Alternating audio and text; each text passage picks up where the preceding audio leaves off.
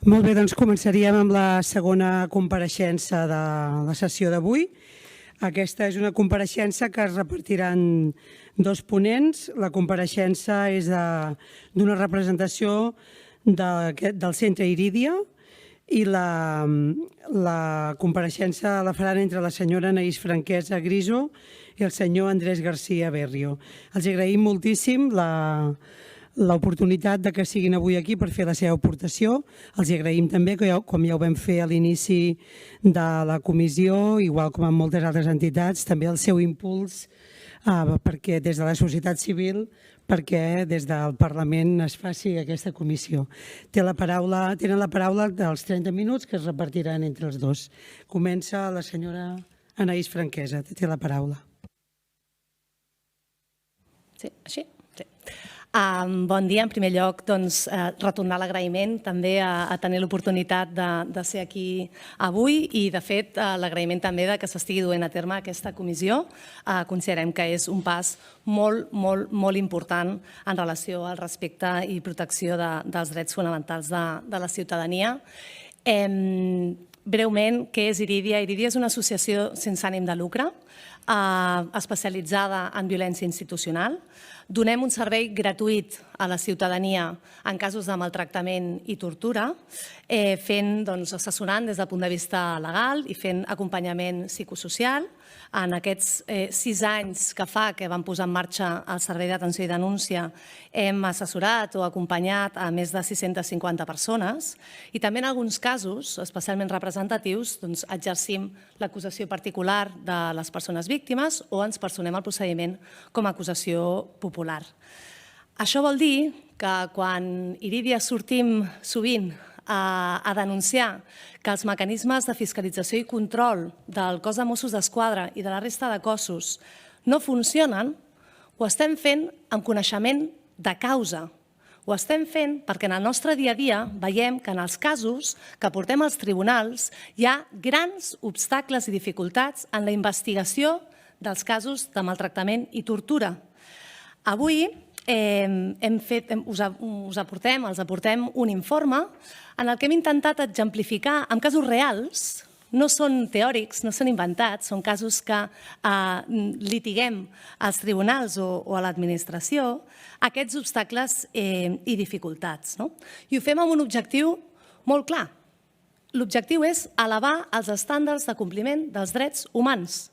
Pensem i estem segures que aquesta comissió té exactament el mateix objectiu. També estem segures i segurs que vostès són conscients que les males praxis policials existeixen. Existeixen, és evident. Algunes d'elles, perquè han estat gravades, enregistrades en vídeo, s'han pogut presenciar per part de la ciutadania. Moltes d'altres no. De fet, aquesta comissió, en part, es du a terme per això, perquè partim d'aquest convenciment. Podem discrepar de si són més o menys comunes, de si són més o menys sistemàtiques en funció de la unitat. Podem discrepar en aquests termes, però existeixen. Per erradicar-les, per tallar-les d'arrel, calen conseqüències. Cal que una mala praxis policial que vulnera els drets fonamentals tingui conseqüències. Si un agent de policia actua fora de la llei i vulnera drets fonamentals, però després no s'aconsegueix identificar-lo, no s'investiga, no se'l sanciona, quin missatge estem donant? Quin missatge s'està donant des de la institució? El missatge de que no passa res. Si es dona un missatge de que no passa res, seguirà passant.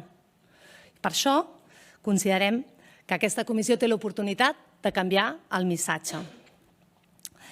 Efectivament, l'informe que tenen a mans és simplement una mostra. No hi ha tots els obstacles i dificultats que existeixen, però tots els que hi són existeixen.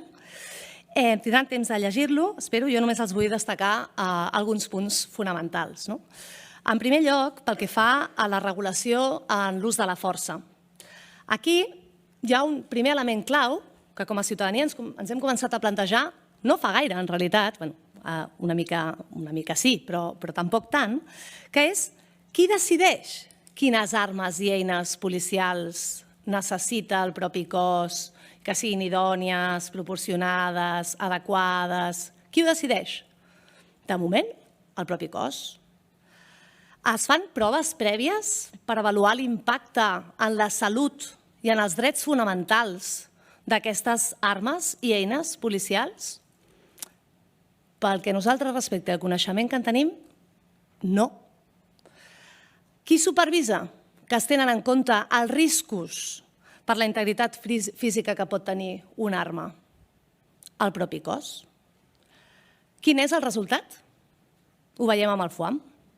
Resulta, i no és perquè hi hagi transparència en el cos, sinó perquè, òbviament, litiguem als tribunals, que el protocol, les instruccions del fabricant d'un dels projectils de FUAM que s'utilitza per part del cos de Mossos d'Esquadra, que és el Círix, que és el més lesiu, resulta que el fabricant adverteix i diu clarament que si aquest projectil es dispara a menys de 30 metres, pot causar lesions severes, com traumatismes cranioencefàlics, ruptura del cor, del fetge i de la melsa, traumatismes al tòrax, hemorràgies internes i que, a més, si impacta a pell descoberta, pot penetrar la pell.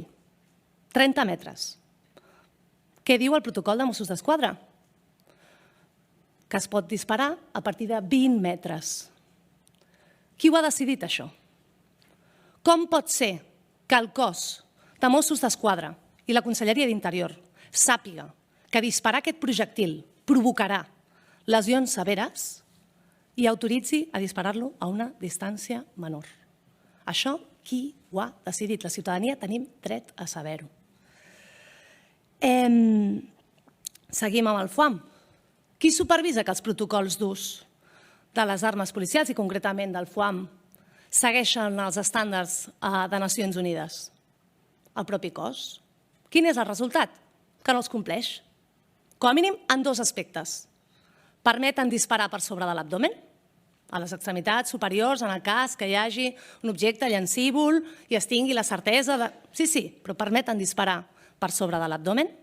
I a més permeten disparar en supòsits no previstos, per exemple, a la Guia de Nacions Unides sobre armes menys letals del 2020.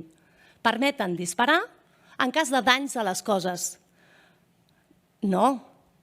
Nacions Unides és molt clara. Aquesta arma és molt perillosa.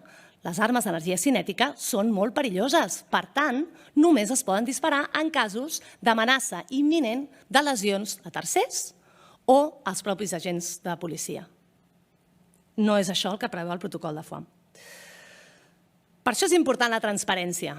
Per això portem anys demanant la publicació de les instruccions d'ús de les armes policials. I per això portem anys barallant-nos per aconseguir-les. Com s'han aconseguit? No per transparència, no ens equivoquem.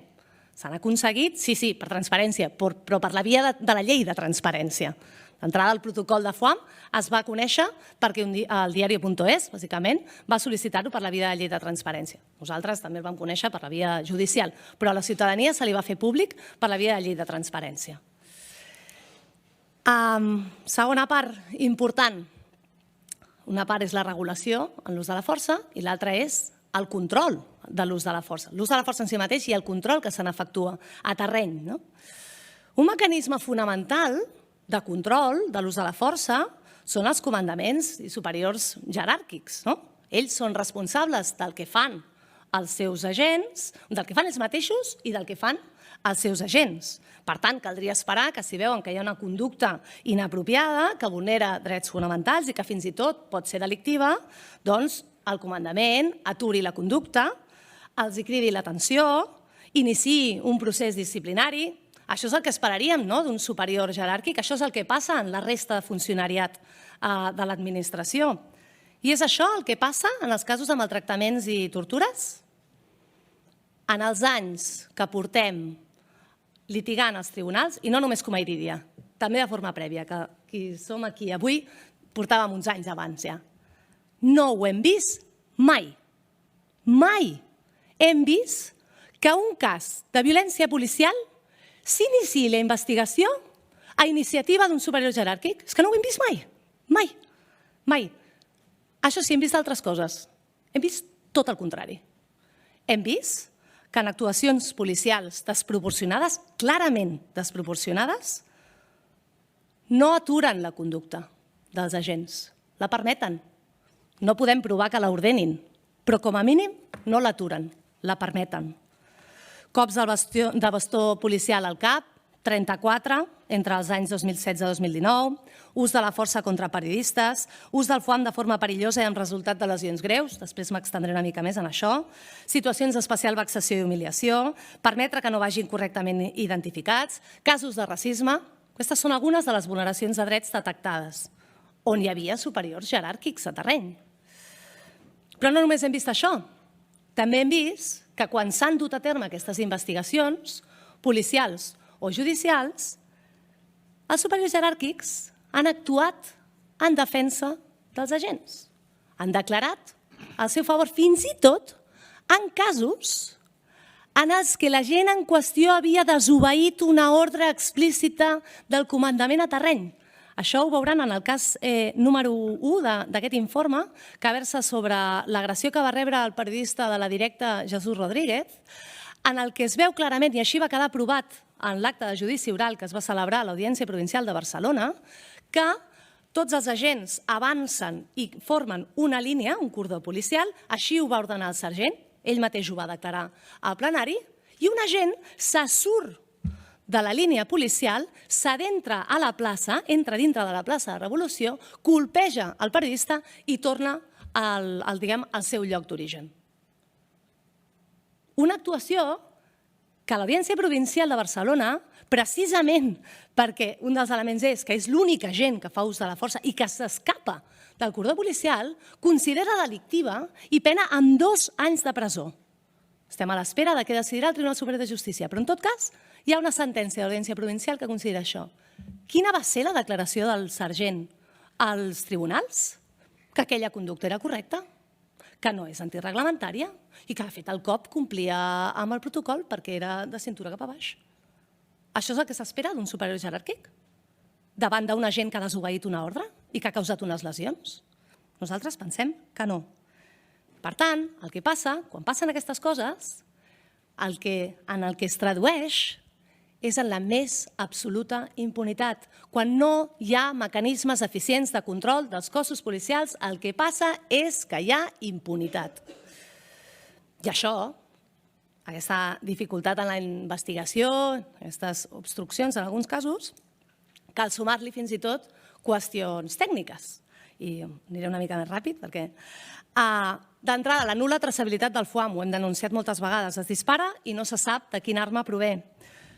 Però és que en això hi hem d'afegir un suposat marge d'error de la geolocalització de les furgonetes policials de fins a 200 metres.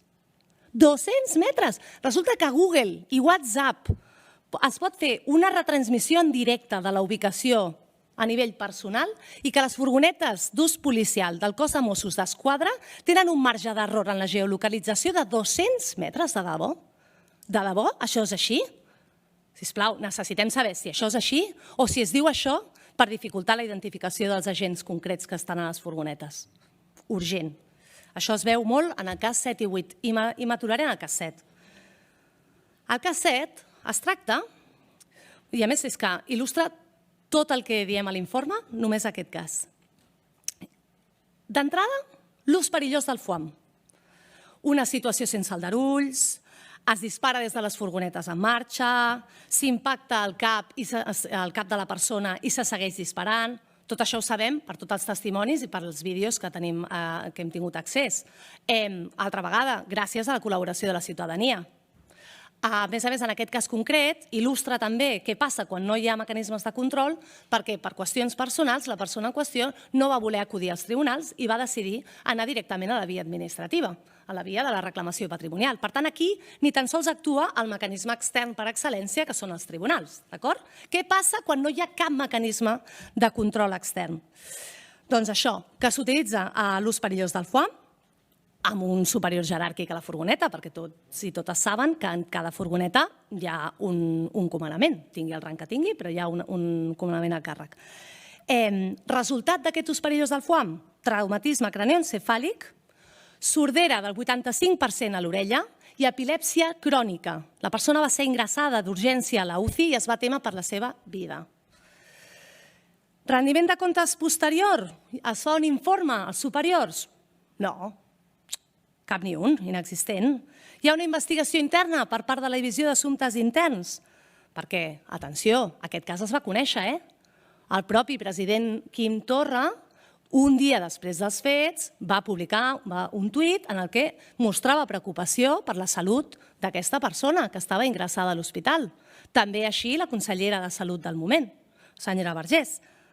És a dir, conegut per la Conselleria d'Interior era, i per la Direcció General de Policia també. Hi ha investigació interna? A l'expedient administratiu no hi consta, No hi consta.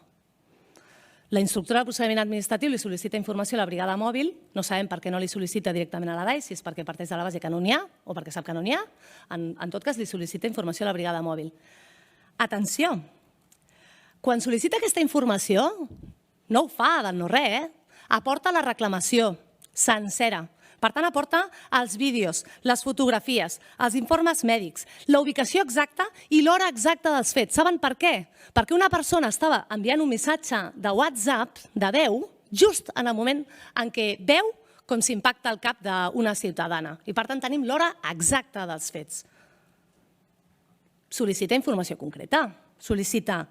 Hi va haver alguna alteració de l'ordre públic en aquell punt? Es va disparar foam? Hi va haver avís previ per disparar foam? Quina va ser l'actuació de la Brimo en aquell lloc? Informació concreta. Saben què respon el cap de la brigada mòbil? Saben què respon el cap de la brigada mòbil davant d'uns fets d'aquesta gravetat?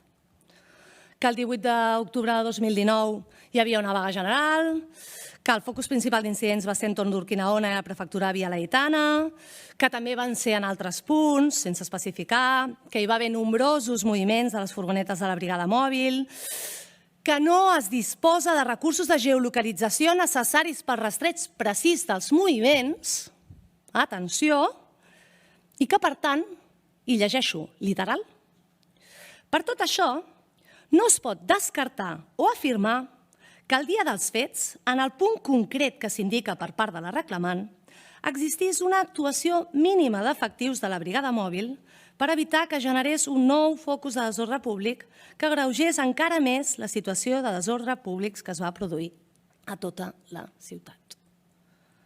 És a dir, que davant d'unes lesions gravíssimes, que quasi costen la vida d'una ciutadana, que li han provocat seqüeles permanents, que es té coneixement per part de la Conselleria d'Interior i de Direcció General de Policia. No hi consta investigació interna i el cap de la brigada mòbil respon que no té ni idea del que va passar allà en aquell punt. Diputats i diputades, la situació és greu, és alarmant. Per tant, considerem que és moment de posar-hi fi, que aquesta comissió pot posar-hi fi, és una oportunitat única, esperem que l'aprofitin i els demanem que actuïn en defensa dels drets fonamentals de la ciutadania. Moltes gràcies.